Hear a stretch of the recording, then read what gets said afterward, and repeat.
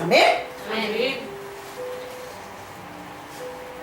Tremenda palabra, les digo, que nos ha enviado el Señor esta mañana. Amén.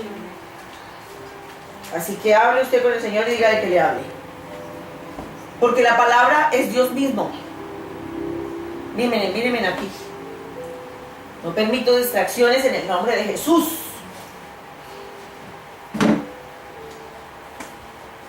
La palabra es Dios mismo. Dice en Juan capítulo 1, versículo 1. En el principio era el verbo, y el verbo era con Dios, y el verbo era Dios. Allí se establece nuestra actitud de descanso, en que la palabra es Dios mismo. Toda nuestra esperanza está en la palabra del Dios viviente.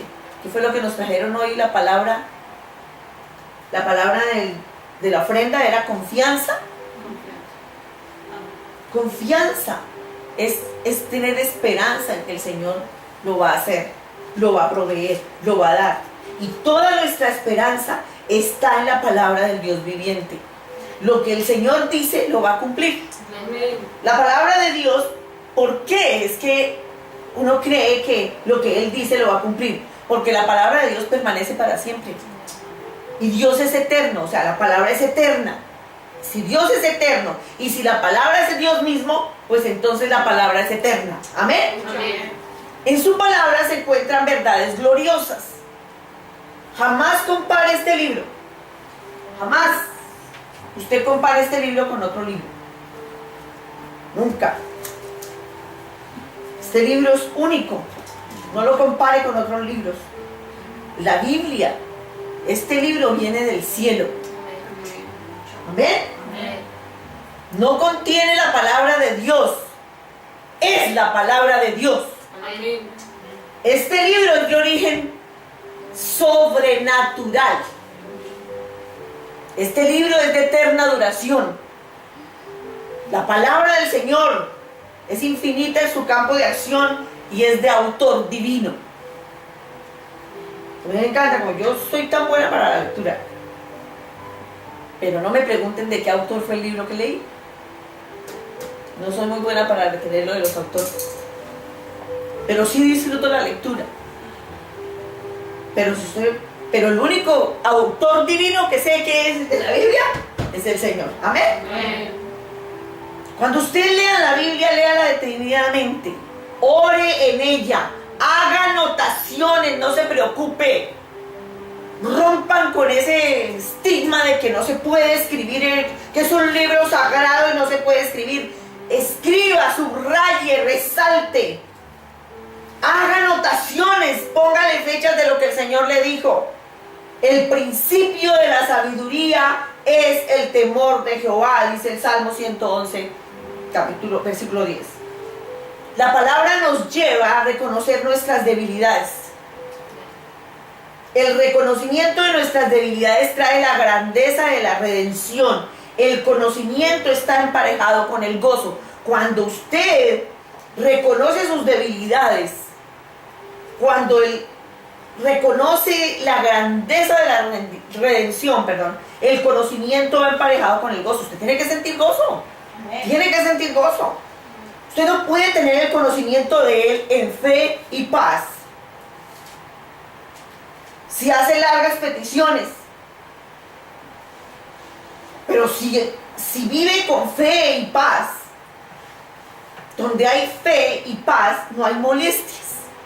Hay paz, hay gozo. Estoy hablando de la fe eterna, de la fe que produce el leer la palabra del Señor, de vivirla. La fe eterna, el desafío es creer lo que Dios ha dicho, es creer lo que yo hablo aquí y es creerle lo que ha dicho. Amén. Amén. Si nos atrevemos a confiar en Él, encontramos que lo que Él ha dicho siempre se cumple. Así que no debemos dudar. Amén. Porque quien duda es como las olas del mar agitadas y llevadas de un lado a otro por el viento. Quien es así, no piense que va a recibir cosa alguna del Señor. Santiago lo escribió en el capítulo 1, versículos 6 y 7. Por eso es que cuando a Jairo vinieron y le dijeron que la niña había muerto, el Señor se voltea y le dice: cree solamente, cree solamente. Marcos 5:36. ¿Qué hacía que Jesús hablara de esa manera? Jesús decía esto a causa de la llenura del Espíritu Santo. ¿Qué hacía que Jesús tuviera esa autoridad? Era a causa del fluir del Espíritu Santo. Dice Lucas, escribió en el capítulo 4, versículo 1, que Jesús, lleno del Espíritu Santo, volvió del Jordán. Jesús, lleno del Espíritu Santo, volvió del Jordán. Jesús, fluyendo en el Espíritu Santo, volvió del Jordán. Jesús, lleno del Espíritu Santo, volvió del río. ¿A qué volvió? A sacar de la sombra la realidad de la sustancia. Aquel que había sido prometido ha venido. A eso vino.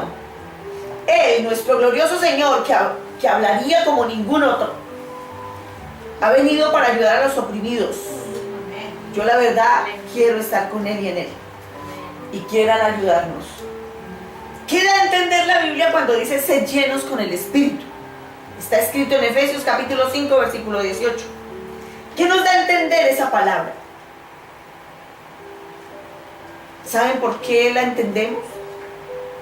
Cuando leemos el libro de los Hechos, capítulo 2, ahí entendemos la diferencia. Es muy diferente cuando comprendemos el capítulo 2 de los Hechos de los Apóstoles. Ahí conocemos el fluir del Espíritu. ¿Todos leyeron Hechos?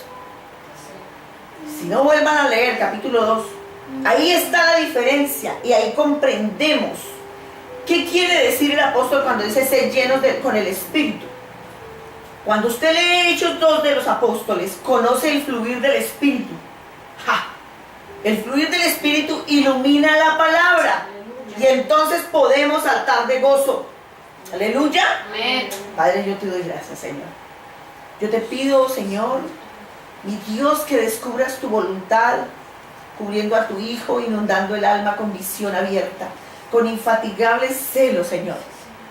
Envía a fluir de tu Espíritu, fuego, fuego, fluir de tu río, que queme, que inunde intensamente en el alma humana, hasta que nos convirtamos en una expresión tuya, Señor. Te lo pido en el nombre de Jesús.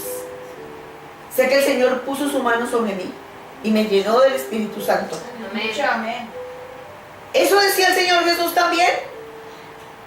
Este Jesús que obra maravillas vino a ser rey. Él es su rey, Él debe reinar. Debemos rendirnos para que Él siempre tenga el primer lugar. Debemos rendirnos para que Él siempre tenga el primer lugar. Amén. Gloria a Dios. El Espíritu Santo ha venido a quedarse para siempre, Amén, inundando nuestras almas, porque Jesús dijo: mas si me fuere, os lo enviaré. ¿Ha llegado Él a su vida? ¿Está en su vida? ¿Ha llegado el Consolador a usted? Ajá. Cuando el Consolador, cuando Él venga, dice la palabra Juan 16:8, cuando Él venga, ¿quién? El Consolador, convencerá al mundo de pecado. En Él nos ha enriquecido Dios y nos ha dado una perfección de la revelación. El Espíritu Santo vino a llenar el cuerpo y sacar a luz lo que los profetas habían hablado de Jesús y lo dicho concerniente al Espíritu Santo. Juan 16:14 dice: Él me glorificará porque tomará de lo mío y os lo hará saber. Jesús dijo que el Espíritu Santo vendría para glorificarlo, para tomar de lo de Él y hacérnoslo saber. Amén. ¿Amén? Amén. Aleluya. ¿Saben que hay un antes y un después de cada a causa del fluir del Espíritu Santo? Hemos leído el capítulo 4 de Juan. Leemos que una mujer fue a un pozo. Dice que el Señor vino a una ciudad Samaria llamada Sicar. Y vino una mujer de Samaria a sacar agua y Jesús le dijo: dame de beber. No dice el nombre de la mujer, solo dice una mujer de la ciudad. ¿Sabe que las mujeres iban diariamente a ese pozo por generaciones? lo hacían. Jacob había comprado esa tierra cuando regresó del exilio y se reconcilió con su hermano Esaú. Cuando lean ustedes Génesis capítulo 33, allí lo encuentran. Cuando Jacob regresó, se reconcilió con su hermano Esaú y se instaló su tienda, compró ese lugar, el terreno, instaló su tienda, instaló su familia, sus animales. Necesitaba un pozo para darles de beber a ellos y para darle de beber a sus animales y para él. Entonces abrió ese pozo para que fluyeran aguas para su familia y sus animales. En esa ciudad fueron enterrados los huesos de José. Cuando José murió en Egipto y cuando el pueblo salió, los huesos de José salieron con el pueblo y fueron llevados a esa ciudad. Allí fueron traídos los huesos de José y sepultados, traídos desde Egipto. Esa tierra había sido invadida y los habitantes eran llamados los samaritanos. Hubo guerras, hubo invasión de parte de unos reyes. La tierra de la que está, donde está instalado el pozo, donde está el Señor, había sido invadida. Reyes habían traído y habían puesto gente allí, entonces los llamaban los samaritanos, no eran judíos, pero algunos se habían mezclado. Esta mujer conoce, dice, habla de su padre Jacob, pero no vivía como judía. Por eso la mujer se extraña cuando este judío le pide agua. ¿Cómo tú, siendo judío, me pides agua?, le dice a Jesús. Era una hora poco usual de ir al pozo. Las mujeres solían ir temprano a sacar agua antes de que el sol calentara muy fuerte. Necesitaban agua para sus oficios. Iban muy temprano y ahí se encontraban todas. Pero esta mujer iba en una hora en que nadie estaba en el pozo. Nadie iba. Es posible que ella fuera a esa hora para no encontrarse con las otras mujeres. Yo pienso que no era muy apreciada en la ciudad.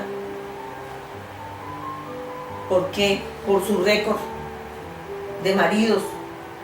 Porque los maridos que ella había tenido eran de otras, no de ella. Era una mujer que le gustaban los hombres casados. Por eso el Señor le dice, has tenido 5 y ninguno ha sido el tuyo. O sea, todos tenían mujer. Pero ese día, esa tarde, se encuentra con un hombre cansado que se ha sentado al lado del pozo, esperando a sus discípulos, que los mandó por comida al pueblo.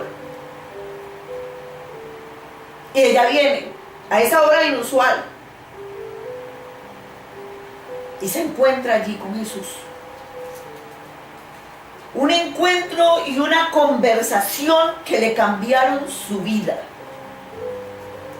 Un encuentro y una conversación que la llenaron con el Espíritu Santo.